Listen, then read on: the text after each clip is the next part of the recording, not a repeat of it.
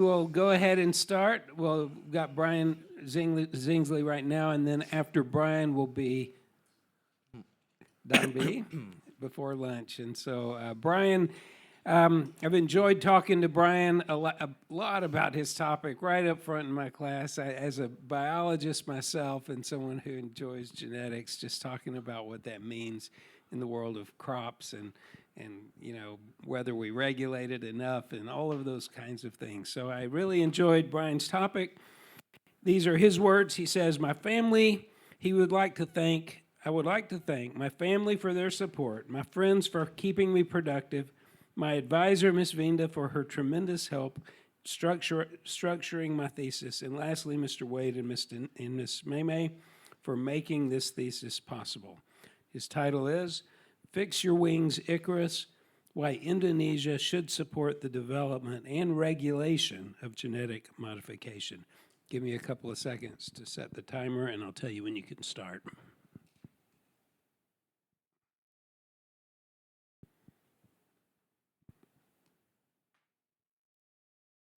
All right, you can start whenever you're ready. What would you do if your parents were forced to abandon you? Johannes, a farmer from the island of Flores, is facing an increasingly difficult issue.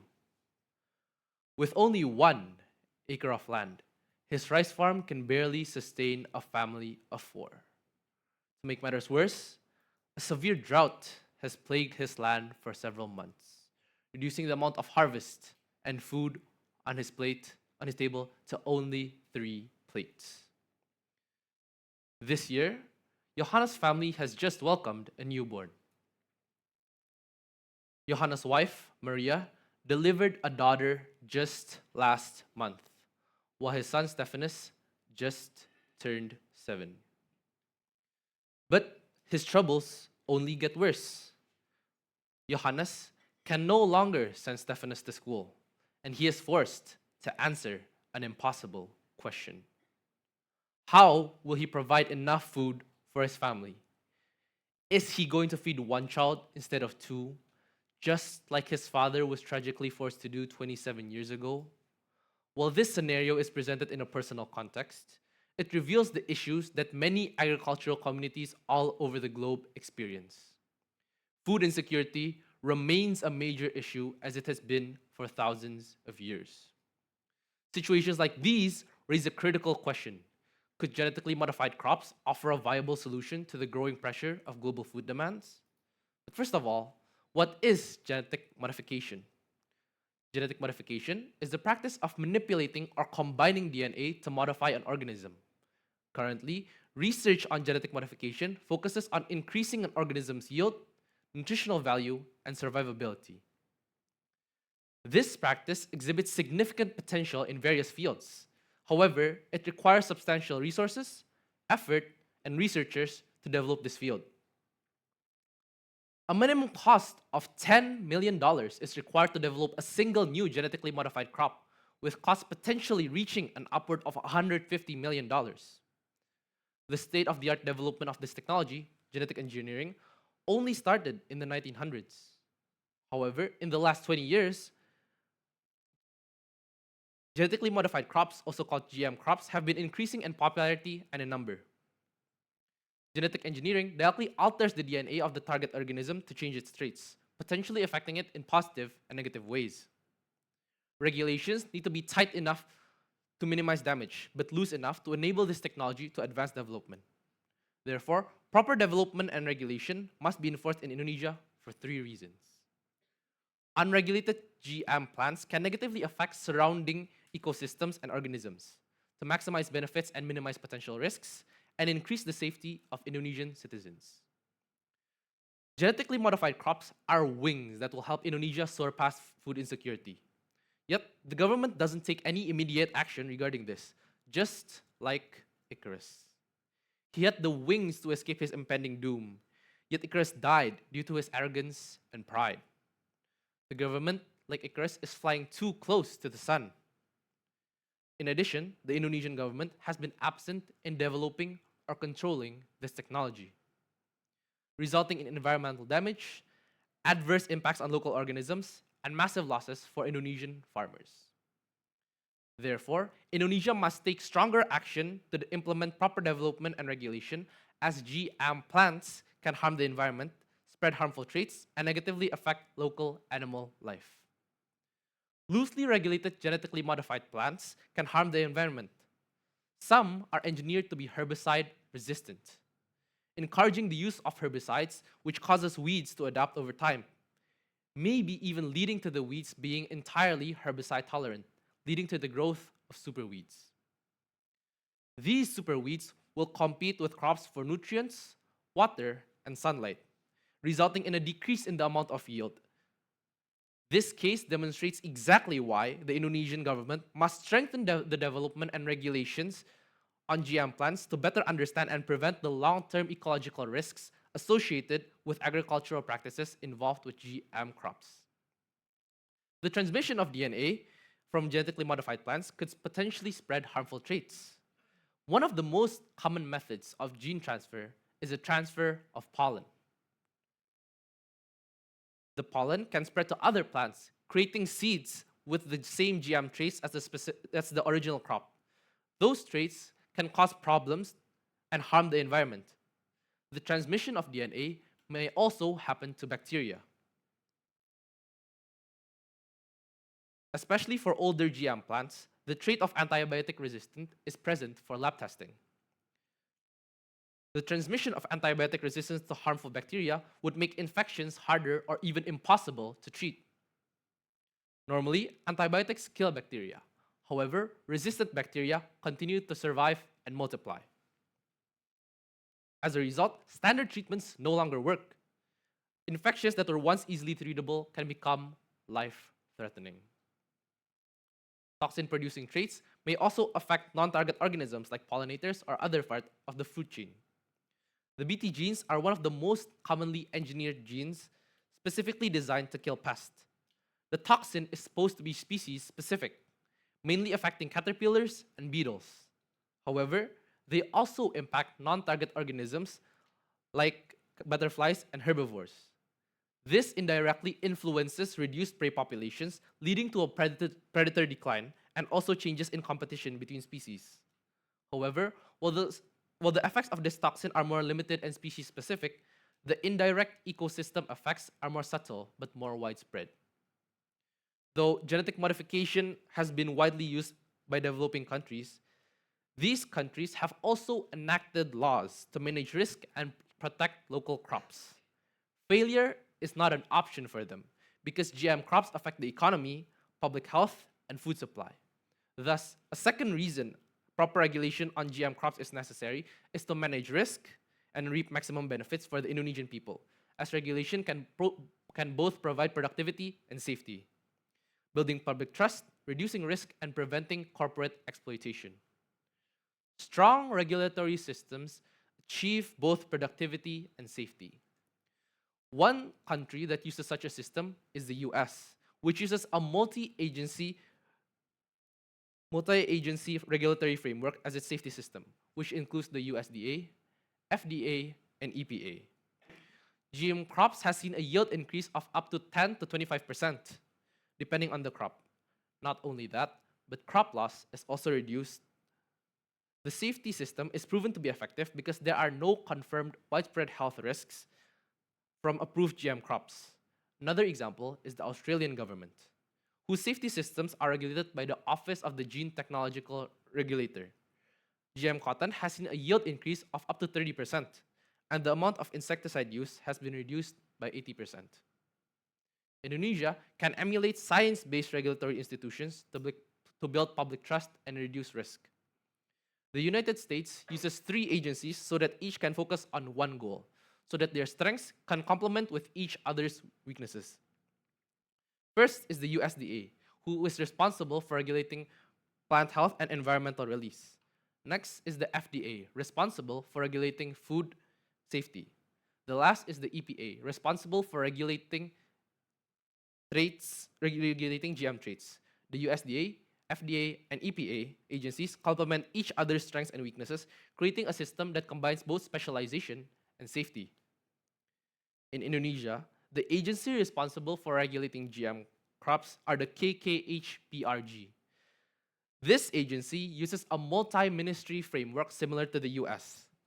The Indonesian institution has comprehensive legal framework and alignment with global standards. However, its major weaknesses are weak implementation and enforcement, limited research capacity, and low public transparency. This doesn't ensure the credibility of the agency, the safety of consumers and citizens, nor the safety of licensed crops.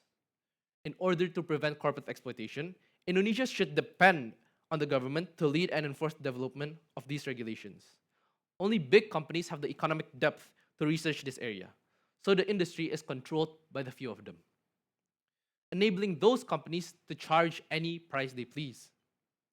One such case takes place in India, where private companies like Monsanto control the price of seeds, and manipulate them to charge any price they please. The government later intervened and put price caps on seeds, preventing companies from overpricing seeds and monopolizing the market, resulting in reduced pesticide use, more affordable seeds, and cotton yields increasing by 30 to 50%. Without regulations, corporations will continue to dominate and monopolize the markets, leaving farmers to suffer. However, with proper regulations, there will be balanced benefits. The Indonesian government should follow the lead of the Indian government and lead the country in implementing regulations and development to benefit Indonesia's farmers. Genetic modification is one of the newly developed technologies with huge potential in various industries. However, one of the methods of how GM crops were produced was by inserting the genes of other organisms into a specific crop. However, inserting the genes of other organisms into the plant may cause negative effects on human health. One of the main aspects of how the dangers could be reduced is by enforcing strict and efficient regulations. Therefore, a final reason why proper development and regulations must be implemented is that proper regulations will increase the safety of Indonesians by decreasing the chances of allergic reactions, diseases, and biomagnification. In some cases, allergic reactions can lead to life-threatening reactions, like suffocation or even a loss of consciousness. One example is the Brazil nut soybean case, where researchers aim to enhance the nutritional value of soybeans by introducing a protein from the Brazil nut. However, during the safety assessment, researchers found that a serum from individuals allergic to Brazil nut reacted to soybean, demonstrating the importance of proper regulations. Indonesia has the regulations and agencies that are relevant to these types of cases. However, the Indonesian government does not allocate manpower or funding to enforce these regulations. This case clearly shows that enforcing strict regulations would result in decreasing the chances of allergic GM crops in the consumer market. Proper regulations could also decrease the chances of diseases developing from consuming genetically modified crops. There are two ways that the disease could be transmitted. The first case is when genetic modification causes the plant to develop a kind of harmful trait. While the second case is when the accompanying product of the GM plant causing disease. The first case is a case study done on a set of pigs that are divided into two groups. The first group was fed a set of GM corn and soy, while the second group was fed a non-GM diet. Both groups of pigs were fed this diet for about 6 months. The pigs that were fed a GM diet had a higher rate of 20% more inflammation and infection. The second case is the glyphosate Monsanto case, where GM corn was produced to survive the application of a herbicide called glyphosate. However, herbicide applied to the corn would have potential health effects, like liver and kidney damage and even cancer risk. Another effect of gene modification is toxin accumulation, once more repeating the importance of strict laws regarding genetic modification. One research case found that the spread of Bt transgenic crops where large doses of Bt toxins are found.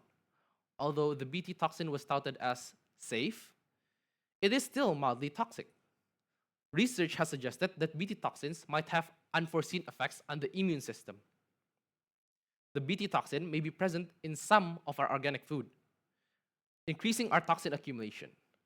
While the effects of the increased amount of toxin are not immediate, the increasing amount of toxin accumulates in the digestive system and even the brain, increasing organ stress, inflammation, and reduced function. Severe cases of toxin accumulation may even cause organ failure and cancer. Some may argue that increased regulations would slow down the efficiency of research that could benefit the world in the long term. They say that decreased regulations would boost the efficiency of research on GM crops that could potentially solve world hunger. Especially in areas with unforgiving weather, it remains one of the most effective solutions to increase the yield and survival of crops. Research on GM crops would speed up, reducing the duration of safety tests so that the product can enter the market faster while lowering costs, thereby increasing the variety of crops that can be cultivated, leaving farmers with more crop choices to suit their needs and increase yields. Although I agree that having fewer regulation would have its benefits, haste makes waste. Decreasing the number of regulations also increased the risks of GM crops. One such case would be the starling corn case, where GM corn designed for cattle feed was found in human food supply. The corn was specifically restricted to be used only as animal feed due to its traits regarding allergenicity. However, due to the movement of genetic material from one population to another, the traits from the starling corn are passed down to non-GM corn from genetic material like pollen or seeds. However, there is no such thing as a free lunch. Others will argue that another fact to consider is the increased funds required to implement intensified and tighter regulations and more development. Capital is needed for equipment to implement tighter regulations, better development, and hiring professionals with the capability to operate the equipment with precision while testing GM crops safely. While the implementation of regulations and development will not be cheap, they can actually work by administering fees and licenses for GM organisms periodically. Through this paper, we have explored why the Indonesian government should not only increase regulations, but also develop genetically modified crops, starting with the direct and indirect effects of genetically modified crops on the surrounding areas and organisms, such as the transfer of modified genes and harmful traits to the ecosystem. We then move towards the regulation and security models of successful countries like America and Australia.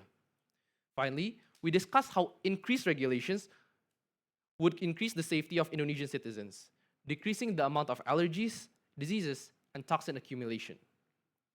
Far into the future, where hunger does not exist, you walk into a supermarket full of all kinds of fruits, seedless oranges bigger than your two fists combined, blood red strawberries, each as half as big as a tennis ball. You pick one up and take a bite, finding a sweet, sour, berry-like flavor that doesn't mirror your childhood tasting strawberries. Life has become better, with malnutrition on the brink of extinction, diabetes and high blood sugar being a rarity. You silently thank the Indonesian government for changing its past ways and leading the Indonesian government to a brighter and healthier future. This is a future that is very much attainable in the next 20 years. But a change is needed, not just from the government, but also from the citizens, to encourage the government to increase development, regulation, and enforcement on genetically modified crops. So let's fix Indonesia's wings and lead Indonesia to a brighter and healthier future, where malnutrition is but a distant memory. Thank you.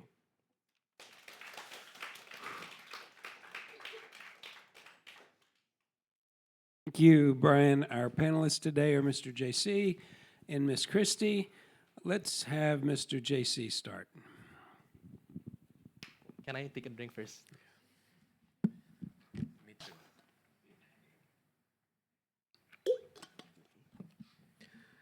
Yeah, thank you, Brian, for the presentation, for the oration. I would say oration also.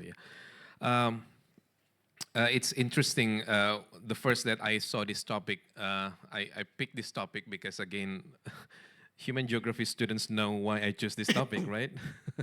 Yeah, we talk about this especially in the human geography class. Yeah, that's really in our textbook. Brian, first question this is the easy one. Why do you think you chose this topic? Because I was initially interested by this technology from 10th grade, because I watched I like to watch farming videos on Instagram or something, and this technology, it seems very interesting. It seems very magical because you can change an organism's traits. Like it's not only plants, but also applies to cows and other types of organisms. So it's very interesting because it can increase or like change the body, the traits, or even like the composition of an organism. Yeah, for your educational activities in the future, or maybe your work uh, career in the future, yeah. Do you plan to be involved in this kind of, let's say, business? Not really. really. It's just more of a, like a personal interest. Okay, thank you so much. Uh, Now, I would like to ask also about, have you heard, tell me if you have heard the term green revolution? Not yet. Can you explain it to me? Yeah, or third agricultural revolution? Um, Not yet. Maybe you need to refresh my memory a bit. Yeah, yeah. Actually, just a very quick explanation. I hope that I'm not going to be too long on this. Green revolution, or or another term for that, the synonym is third agricultural revolution, is actually the overarching term that is putting the umbrella above this term. Actually, GE crops, genetically engineered crops, or organisms, yeah, or genetically modified organisms or crops, or it can be animals also, yes, actually. Yeah, so this is just one aspect of it. And when you mentioned in the early, I think in the thesis paper about the monoculture, right? You mentioned Yeah. about monoculture, the large-scale plantations or something like that, whose purpose was actually just to feed the people, yeah, in the midst of the fear, the lingering fear of the world hunger. So this was done by many. First, it was started in the U.S. actually, right, in the 1930s, 1940s, and it went on until now. Now China adopted and everything. So I'm wondering if you have heard that term, but if it not it's fine, because what you say that GE crops is related to monoculture, that already explains partially of it. Yeah. So again, yeah, it's all right. But again, there has been a lot of critics about this, right? I mean, first when I saw your title, I thought before that you would defend, you would really support the development or the utilization of the GE crops until the last breath. But when I read your your paper, it seems to me that we have a lot of agreement and disagreement that I would like to kind of provide some questions to you that somehow challenge your position. But when I read the whole thing, it seems that we're actually in the same page. Actually, like you mentioned that you're providing the caveat, right? Like I really love that you use the descriptive analogy of Icarus and then Daedalus. Yeah. That like beware. I mean, not to be too much. Don't be too excessive in dealing with this. Yeah, the GE crops. So beware and everything like that. I think we are on the same page here. But again, do you know how much actually the GE crops have been applied in Indonesia? Yeah, so far. Currently, research on Indonesia is very limited. But based on, you said the amount of crops, right? But currently, the majority of crops like corn, and soy is like mostly genetically modified in Indonesia. What about the food estate now being ongoing in Papua on, I think, on corn, right? But again, on the attempt, now I found out lately that it was not for the sake of eating, but more for the sake of fuel, actually, to provide biodiesel and bioethanol, ya, kalau saya nggak salah, right? Bioethanol. I mean, do they use the GE crops in this? I'm wondering. Do you know about it? Currently, like I don't really know the situation in Papua, so It's all right. It's okay. So I'm just wondering because again, according to our textbook here, the users of the GMO or GE crops lately are basically the periphery and semi-periphery countries. Yeah, the proponents, the pioneers, one of them was USA. Yeah, the big one. That's the foremost proponent actually. And now it's China. So they're competing to one another, to each other. Yeah. But the users now are mostly people in the periphery and semi-periphery countries. What I mean is that in the developing and underdeveloped countries, yeah. Yes. And there has been a lot of critics about it. Like, for example, some of them you have mentioned. But what do you think about this? About the loss of the loss of the local culture way of doing agriculture, or let's say apa the the use of traditional planting, traditional farming, like using the slash and burn cultivation, misalkan. You know, what do you think about that? Because again, this is using a lot of large estate usually to provide one single crops many times. Yeah, not always. But what do you think about it?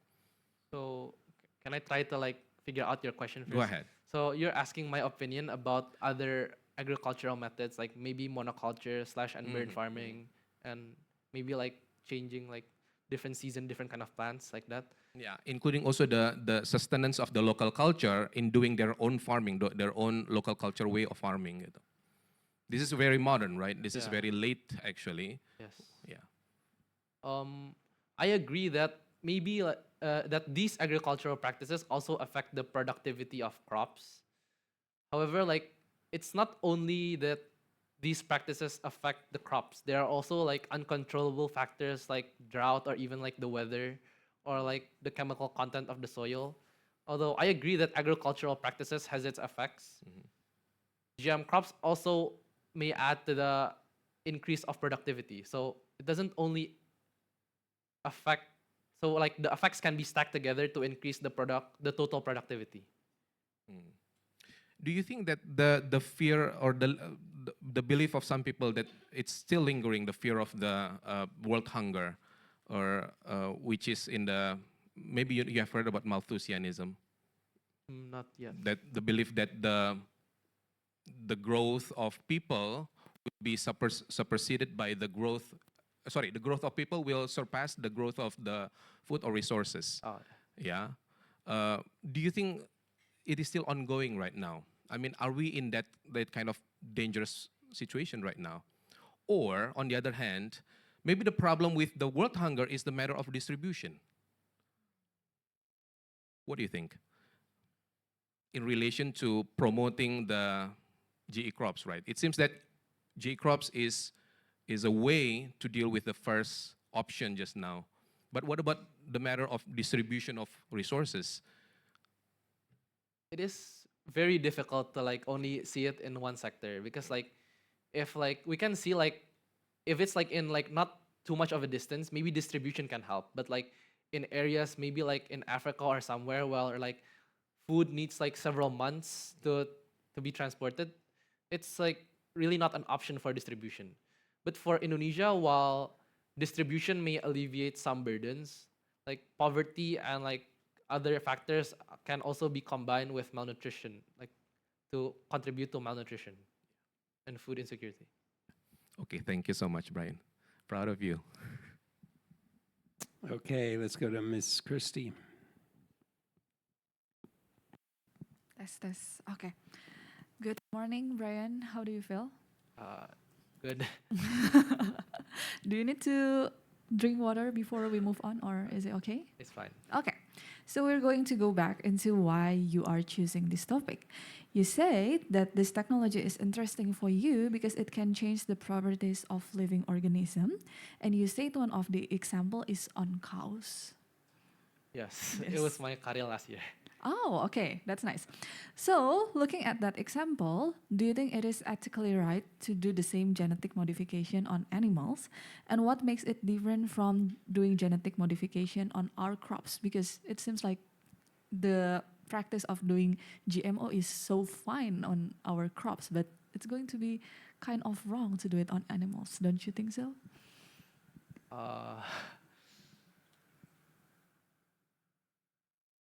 I'm just saying this is not the scope of my thesis, but like in my personal opinion, it's not the effect like genetic modification on animals. Like there may be some effect, and there may be like concerns regarding morals, right?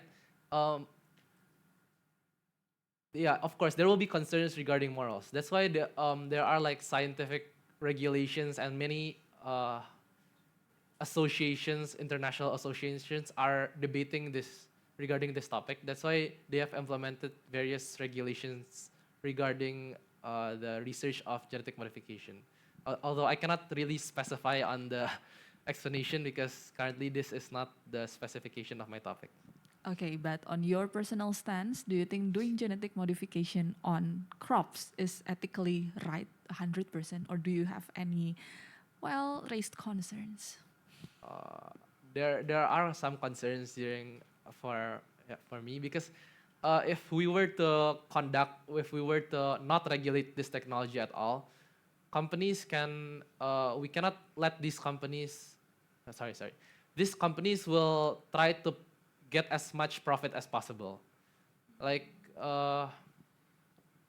one case would be like in America, there was this Monsanto glyphosate case where like I already explained, but like I will explain more detailed. Where where they developed a corn that was resistant to herbicide called glyphosate, and farmers originally or purchased this to so that they can kill the herbs like any time of the season, not only before planting or after planting. However, when they apply these herbicides to their plants, like specifically corn, the herbicide may drift to other farms, leading to all their crops dying. So if you don't use it, your plants will die, and maybe you will have financial problems. Another factor is that this Monsanto company, they manipulate their license so that farmers are left with no choice. Another fact is that Monsanto has like this set of policies. If you even open like a packet of seeds, or if you plant like GM corn in your plot, they can take the corn directly from your plot directly, or if the plant was found in your farm or plot, they can directly sue you. So there are many. They are like a very it's a very profitable business for large companies. That's why we need to depend on the government to increase regulations. Thank you very much for your answer. That's a new story to me, so thank you for telling me about that. You describe genetic engineering as the manipulation of DNA to improve organisms. Yes. For you, what does it actually mean to improve an organism? Improve an organism. Is it to increase their profitability, their productivity, or from what side do you think is to improve an organism? Well, it's a very subjective question. I will try to explain it. So, improving by some people may mean to increase the quality or maybe increase the quantity. However, for GM crops currently, it's to increase the quality and the quality of these plants, and also maybe the survivability currently. So like if a plant was originally like producing only 1 kilogram, maybe with GM genetic modification, it can increase by like 30%. Jadi so it becomes 1.3 kilograms from the original 1 kilogram. So I would say improvement is seen by the yield difference. It's in by the yield difference. Okay, so you explained that even before the genetic engineering practice exists, we have practiced selective breeding. Yes. What is the difference between them? Selective breeding is directly breeding two animals with outstanding traits together, while genetic engineering is directly manipulating the DNA of a cell to change its traits. So for genetic engineering, it's more precise, but for selective breeding, it's more about maybe it's some factors include luck, but also like the DNA of the Okay, from the ethical side, are both of them equally concerning, or is there any option that is better than the other?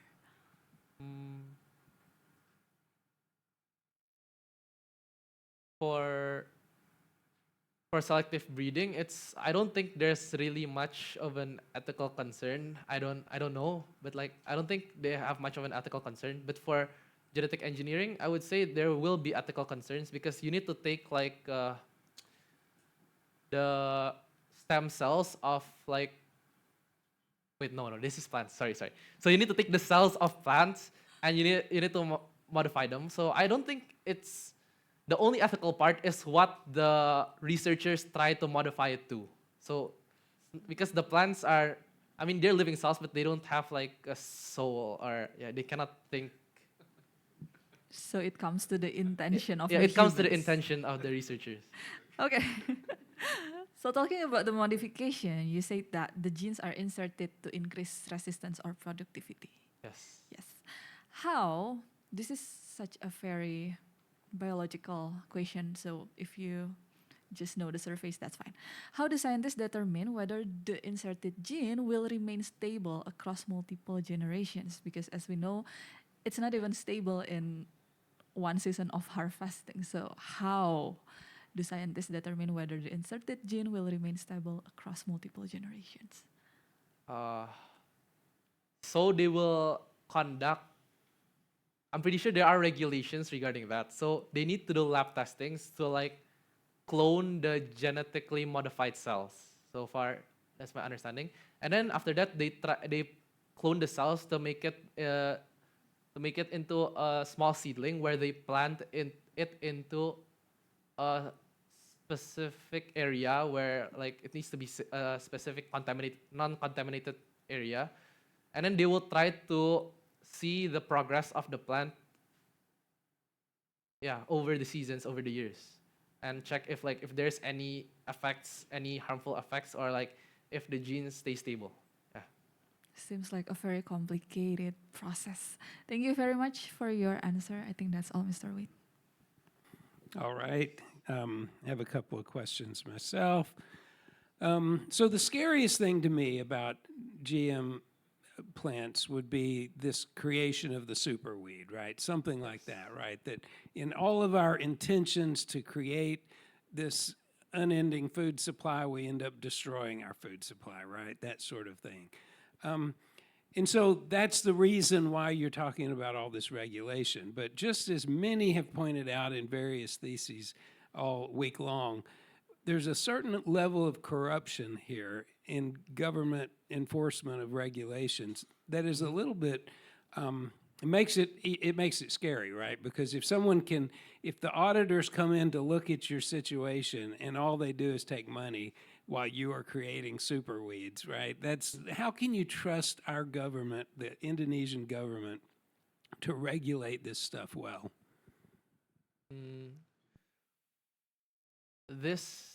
How can you ensure the government does not do any corruption, basically? Maybe we can make like the account statements of the private companies open to public, because you can search up like the price of all the research, all the technology, all the machinery online.